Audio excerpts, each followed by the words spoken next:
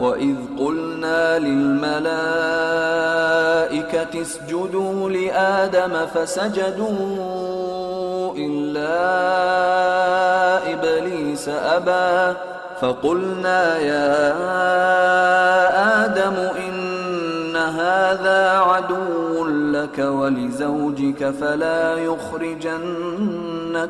مِنَ الْجَنَّةِ فَتَشْقَى إِنَّ لَكَ أَلَّا تَجُوعَ فِيهَا وَلَا تَعْرَى وَأَنَّكَ لَا تَظْمَأُ فِيهَا وَلَا تَضْحَى فوسوس إليه الشيطان قال يا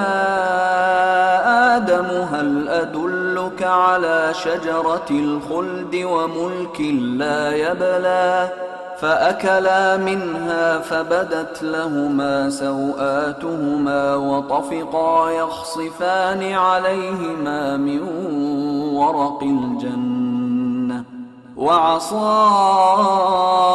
آدم ربه فغوى ثم اجتباه ربه فتاب عليه وهدى قال اهبطا منها جميعا بعضكم لبعض عدو فإما يأتينكم مني هدى فمن اتبع هداي فلا يضل ولا يشقى ومن أعرض عن ذكري فإن له معيشة ضنكا ونحشره يوم القيامة أعمى قال رب لم حشرتني أعمى وقد كنت بصيرا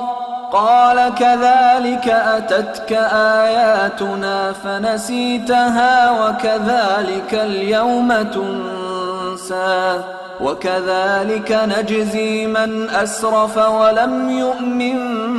بآيات ربه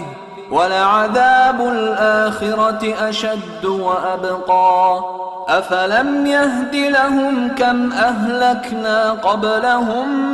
من القرون يمشون في مساكنهم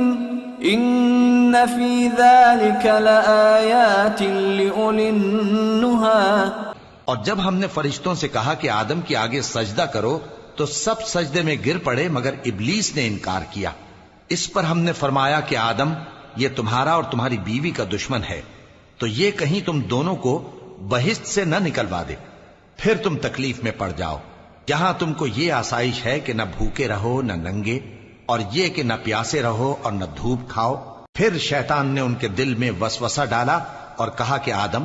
بھلا میں تم کو ایسا درخت بتاؤں جو ہمیشہ کی زندگی کا باعث ہو اور ایسی بادشاہت کہ کبھی زائل نہ ہو سو دونوں نے اس درخت کا پھل کھا لیا تو ان پر ان کی شرم گاہیں ظاہر ہو گئیں اور وہ اپنے اوپر بہشت کے پتے چپکانے لگے اور آدم نے اپنے پروردگار کے حکم کے خلاف کیا تو وہ اپنے مقصد سے بے راہ ہو گئے پھر ان کے پروردگار نے ان کو نوازا تو ان پر مہربانی سے توجہ فرمائی اور سیدھی راہ بتائی